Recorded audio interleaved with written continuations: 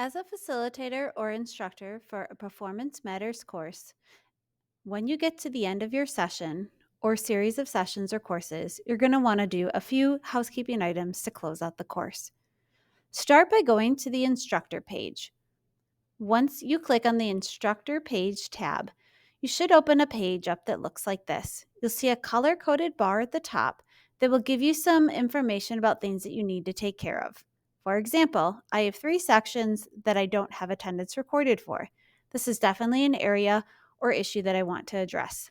When you are ready to mark that course complete pending survey for your participants, you can take a look at that color coded bar and, in addition, check out the current sections and past sections tab to identify any courses that need this taken care of.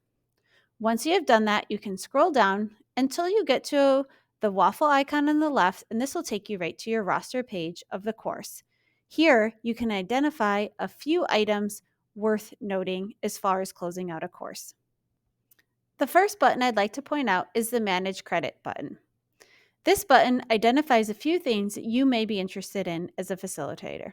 First, you can identify the minimum attendance, which is important for sessions that have multiple meeting times, maybe something over the course of 3 days or semester, where you can ensure that they won't get that credit unless they've completed a certain amount of attendance. There's another way to address this in a different button as well. Percentage attendance is similar.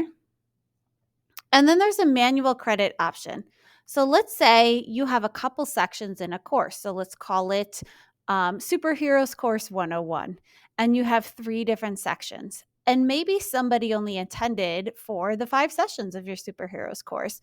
And instead of giving them 5 credit hours, you want to give them 4. You can make an adjustment to that here. Next, you have your actual attendance button. This is where you want to go in and take the attendance for your course. So you want to identify that they actually did the meetings that were required or assigned to them. This will go back to the manage attendance piece and the auto complete button if you're interested in that as well. Clicking the back button saves your attendance. Now, there are 2 ways that you can close out the course. The first one is to do the autocomplete based on attendance. And here's why it's important to take attendance. And you have to determine how many classes or sessions that they attend in order to get that. And then the other way is to grade roster status. Here you can do a select all and mark everybody complete, change the grade to just no grade. And then you can scroll down and individually make adjustments to specific participants as well.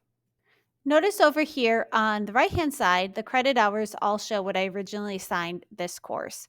You can make individual adjustments based on the Manage Credit button for this specific course or based on attendance. So, for example, if they did 4 of the 5 sessions, they would only get partial CPDU hours. Okay. Once you complete the course and you mark autocomplete based on attendance, or you do the grade roster status complete pending survey, that survey will automatically get kicked out to your participants and their EOC forms will show up in their transcript on Performance Matters. One last thing I want to point out is the lock icon. If the lock icon is unlocked, that means your participants still have access to make adjustments, like they can actually complete the survey. You'll get notifications about the course if something isn't marked. For example, if they're registered versus marked complete. You can choose to lock all of them at once or lock the person individually. But that's something that you want to keep in mind, that once you click that lock, no other things can be changed at that point and you won't get notifications. It's the final step to closing out the course before we archive it. An archive course is still active and we can still go back and unlock and make adjustments, but it won't show up on our main page. When I'm talking about our main page, I'm not talking about the instructor page. I'm talking about our managed learning opportunities where we show all of our courses that we have access to. If you have any other further questions, please reach out to the Professional Learning Department and we'd be happy to help.